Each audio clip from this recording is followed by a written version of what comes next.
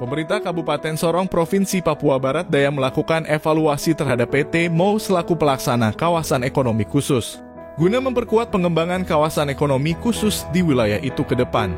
Pada Senin tanggal 4 Juli 2023 di kediaman penjabat Bupati. Penjabat Bupati Sorong, Yan Piet Moso menjelaskan, maksud dan tujuan evaluasi ini tidak lain adalah untuk melihat sejauh mana pengembangan kawasan ekonomi yang dikelola pihak perusahaan, sehingga dari hasil evaluasi itu pemerintah bisa memberikan intervensi strategis. Kami pemerintah Kabupaten Sorong membentuk satu tim evaluasi terhadap laporan dan juga kinerja keseluruhan manajemen PT MOE Kabupaten Sorong, yang tentunya pemerintah Kabupaten Sorong sebagai pemegang modal saham utama, dan MOE ini terdiri dari direktur utama dan juga beberapa direksi pembantu, dan juga dengan komisaris. Nah, sehingga tadi kami rapat itu adalah tim pemerintah dan juga tim tenaga ahli pemerintah yang kita libatkan dari tenaga akademisi, dari Unhas, dan mereka membantu kami tapi menjadi bagian dari tim. Ketua timnya Pak Sekda, dan beranggotakan beberapa pimpinan OPD dan termasuk tenaga ahli, 3 profesor tadi, dan juga beberapa tenaga ahli juga dari Unhas. Mereka sedia dan menerima penugasan dari pemerintah Kabupaten Sorong untuk mereka dilibatkan sebagai tim atau anggota tim evaluasi. Nah, sehingga hari ini kami melakukan rapat bersama-sama, karena sebelum rapat hari ini kami sudah menerima laporan dari MOE, perusahaan yang dibentuk oleh pemerintah, yang sudah dari sejak tahun 2017.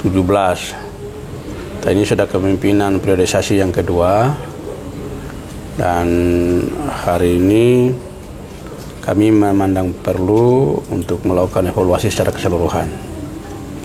Karena MOE ini dibentuk untuk membantu pemerintah untuk memberikan peningkatan pendapatan dan tumbuhan ekonomi di Kabupaten Sorong ini, termasuk ikut berkontribusi dalam peran MOE untuk pengembangan kawasan ekonomi khusus.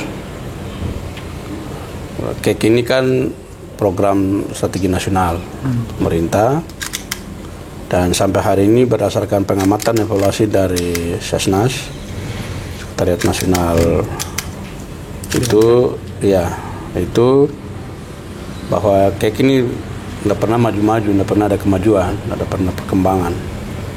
Gitu, sehingga rapat hari ini kami membahas dan mendengar secara bersama-sama atas evaluasi kinerja dan juga laporan keuangan dan laporan manajemen yang disampaikan oleh MOE. Jadi tentunya dalam kesimpulannya bahwa MOE ini lagi prematur, tidak sehat. Ya, tidak sehat.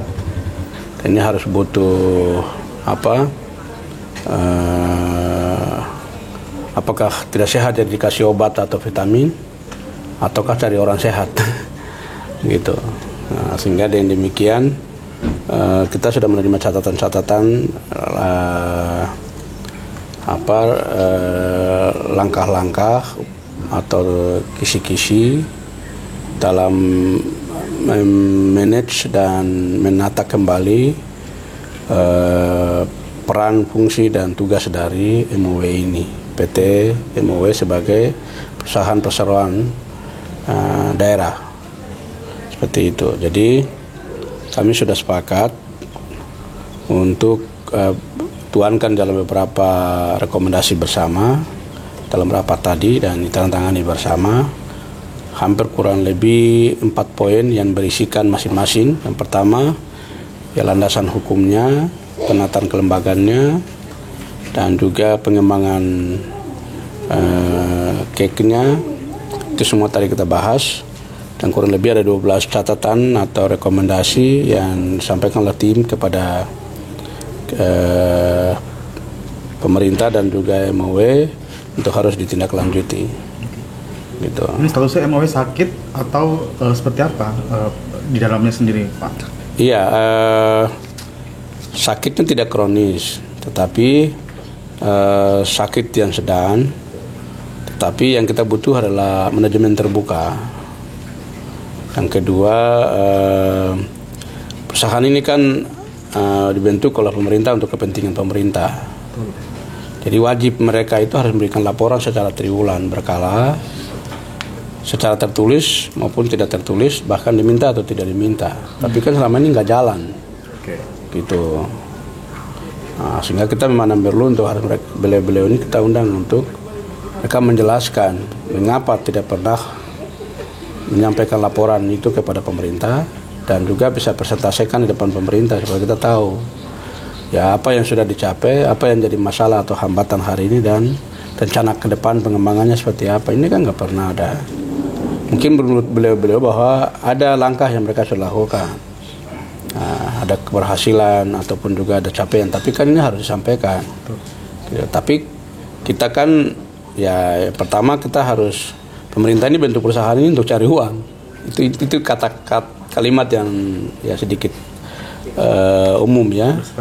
Ya begitu. Jadi perusahaan ini kan profit laba. Nah, jadi kita harus cari uang. Nah, begitu. Jadi rekomendasi akhirnya adalah harus mengganti seluruh jajaran presiden. Bukan mengganti, tapi merestrukturisasi bagian itu mana yang dipandang perlu untuk harus perlu